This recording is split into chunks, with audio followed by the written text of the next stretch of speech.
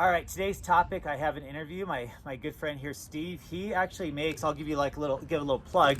So he makes and manufactures my Keen Edge training knives. So his company is Keen Edge Knives. He's been doing it for decades. And he's done big names like Guru Dan Asano. A lot of the people that we have the same network of friends that he's done it with. His if you can kind of see it, he has a cool Keen Edge logo on it, so it's from him as opposed to the Korean imposters that make knives. Also, Apache Falcon. This is an exact duplicate. We went to his shop in Kingsburg. Is that how? Yeah, yes, sir. Kingsburg. And we actually took my Apache Falcon knife made by Tops Knives out of Idaho Falls, Idaho. And Tops Knives still sells the Apache Falcon knife. And then we did the same spec. And so you have a good trainer. Anytime you have a practical tactical knife that you regularly train with, you always want to have something pretty close to the same size, the dimension, the same type of grip angle, and then that's going to make you more prepared, and it allows you to kind of go faster and harder with your partners because we don't want to cut each other up. So first question is, a lot of people have heard, or if you guys have opened up Black Belt magazine, a lot of the magazines from like friggin' the 80s, 90s, early 2000s. Yep. You've seen his ads in the back, so maybe you didn't even realize that was his advertisement, his company, his logo. As far as I know, like, you were the first one I ever saw advertised for training knives. And I didn't see anybody like that was making specifically training knives for the martial artists. There may have been stuff out there for other groups, but you were big time mainstream into the advertisement side of it. And most of my fellow Jeet Kune Do practitioners had your knives, and I still today, I have regular seminars I still do. Some of the old school guys from the the early 90s and going forward, they'll be in my class doing it, and I'll be like, oh, let me see that knife. And I'll be like, oh, that's a Keen Edge knife, And then Hawk Hockheim, Gary Dale, a lot of names we have fellow connections with. But let's start out with your martial art background. Tell us a little bit about the arts that you practice with and that you've kind of had a network with and a keen interest in. Well, I started out when I was in high school doing Taekwondo, and then I went from there to a place called American Judo College, where I studied Kung Fu for I think about 6 years. Then I went to Korean Hapkido, and then got introduced to Kun Tao Silat with Uncle Bill Detours. I also did some work with his brother Victor Detours in Tongkot. Rest in peace. And rest in peace, brother. And then I also went into combat Hapkido with Grandmaster Pellegrini. It was Grandmaster Pellegrini and Hawk Hockheim and Steve Materkowski who all encouraged me to start Keen Edge Knives, which at the time they were all saying, how about making realistic looking training knives? I've been a bladesmith for 43 years. I studied 6 years under Kuzan Oda, a Japanese knife maker and swordsmith, and when he was living in America, and I was always taking my live blades to training events to sell them. And these grandmasters that I mentioned all wanted realistic looking training knives. So I made 3 for each of them, and I thought, there, I'm done. I make real knives. Yep. And pretty quick, Hawk Hockheim said, I want 10 of each of the 3, so I want 30 knives to take with me to Australia to teach their special operations group that he was training them. And then Grandmaster Pellegrini called me and said, I want to make you the official knife maker to the ICHF.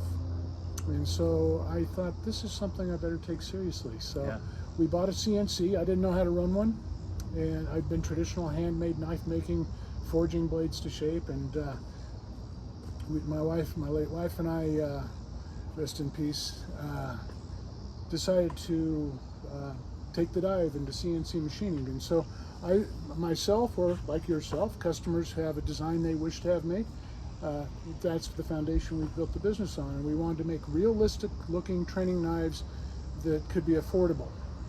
So we're always open to custom designs, and many of our designs, such as yours, were designed by practitioners. And since I'm a practitioner, I still practice Kun Tao Silat. I'm also very active in martial blade concepts with Michael Janich, and I'm striving to make better training knives every day. And when I did 2 tours in Australia for 2 weeks each, teaching some of the same groups that Guru Hawk Hockheim also introduced me to, and the Australian Commandos and their groups, and they branched off and retired and did martial arts. Oops. Oh.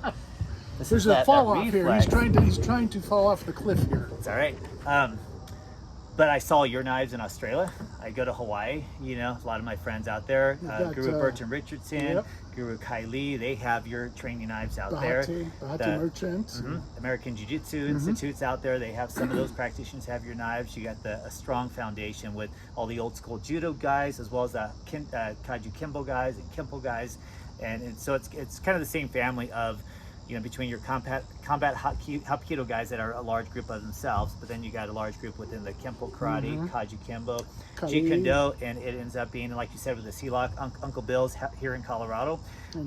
You're here in Colorado, I'm in Colorado, so Colorado, just so you know, guys, you know, we're the majority of knives that you can find in any state at, you know, any given time at martial arts studios, especially the old school practitioners, you'll find your blades there. So you've expanded a lot. I also teach, I've been a blade smith for, like I mentioned, 43 years. And so I still teach knife making for the NRA Gunsmithing School in Trinidad during the summers. I teach at the Integrity Forge in Berthoud. And then I teach out of my shop. So I teach Damascus steel making, blade smithing, knife making, and of course, continuing to practice in my martial skills. And then for those who don't know too, the machine you were talking about before, explain that, because the average person doesn't know the acronym of the laser cutters and how high-tech that is. This is a CNC machining center that uses cutters much like a router, and I can program it. It's computer controlled. I can program it to make a particular profile. I can tell it where to cut the bevels, how to cut everything on every detail is controlled by the computer. And believe me, it will make mistakes as readily as it makes good parts. So I have to be very careful with my programming, as anyone will tell you. But we have invested now in 2. We've just purchased our second CNC machining center that we're going to use for making live blades that match our training knives. And we're going to try to make it so that you can buy an affordable, excellent made live blade. Our first one will be in D2, and we'll be Cerakoting or gun coating those, similar to the blades that you have made at Tops, to match our training knives that don't have live blades being made elsewhere. And you've made 3 different blades designs with me in the past too, so we have more than just that. Go to your website, tell them what your website is. It's keenedgeknives.com, and if you click on the store icon and then all products, you can click on all products, and that way you can see the full selection. We make 86 different designs at this time. Some of them are proprietary. They don't you know, like James Keating's designs are only available from James, but we make both of his Cruzada style blades. So, flies. Yeah, and I know James. I met him in Vegas. Super nice guy. You know, he says blade. it how it is. You know, he's a straight shooter. He's an exceptional blade player, and I take nothing away from any of my brother martial arts. I've been able to associate with some of the best martial artists in the world and find them to be some of the most humble people. I don't find that they have the arrogance that some people think that martial arts or martial arts instructors have. I've found them to be a humble, willing to help bunch of men and women. And Guru Dan, who's the Elvis Presley of the martial art world today. I mean, you know, he's the guy who, you know, you can't disrespect Guru Dan. And when I train with him, the Keen Edge knives are at the Inosanto Academy of Martial Arts. I go to Guru Dan's seminars. He still carries your blades. But I wanted to mention that it's not just tactical survival, basic blades, which he does, but it's also a collection of the Silat, Indonesia martial arts. It's the Filipino stick and knife fighting. It's the bolas. It's the Chris. All of that. So you have all ranges of sizes. That's right. And we've just bought enough metal now to make a fixture to allow us to make blades clear out to 40 inches in overall length. So as soon as that fixture is completed, we'll be offering much longer blades. And I remember the old school days when I had the lessons at our stool, right? Like on Sundays, we'd have the weapons, and we'd have a guy that happened to work in a machine shop, right? So he would make for the Filipino stick and knife fighting class the Chris's, and they weren't as angled as correctly because he did it by hand. He just like he kind of drilled it. But they were safe enough for us to bang each other up. But I just want to mention, because of you and what you've kind of helped out in the martial art community worldwide now, you helped us as practitioners be able to advance our skill set, because now I'm not afraid of going a little bit faster on somebody, poking them a little bit more. You still want protective gear, you still want eye gear, sure, you still want, you know, as much padding as possible, but it's way better than it was 20, 30 years ago when we had to fabricate stuff, and stuff broke. We got splinters from wood fabrications, because the wood stuff was before this stuff came out. Oh, absolutely. And it was okay, but it wasn't the same. It wasn't the same feel. So I just want to thank you, because what you've done with myself and a lot of my students, we're able to advance our levels, and nothing replaces sparring. You know, Guru Hawk will say that, Guru Dan will say that. Absolutely. We have to go full force, and you can't just have the same little wooden stick and assume that that's going to feel the same when you've got a variety of knives in the world. Or look the same coming at you. There's a certain angle. adrenaline rush that Can't see the comes distance. when you see something that looks like a real knife coming at you full speed.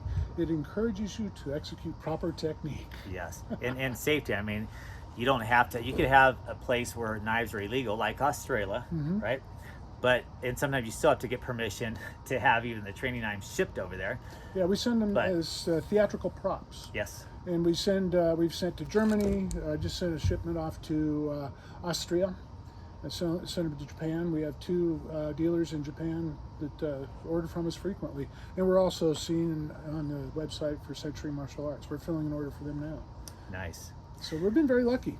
Well, that's all the time we have today. We're going to have more parts because, we got to meet up more because you're not too far from where I live. You'll have to come play with And, Damascus. We'll play with that, yeah. And definitely I'm going to have some more projects for you in the future here. Thank you, sir. And, if you need to order the Apache Falcon for myself, you can. If you want to order through, Keen Edge websites, go ahead. And if you have, an association and you want to try to talk about licensing or sanctioning Keen Edge as your only go-to place, that's the way to do it, because then everybody's on the same page and everybody knows what they're working with. And thank safety's you. first. Thanks a lot. Appreciate you. you. Love you, man. Talk Love to you you, soon. man.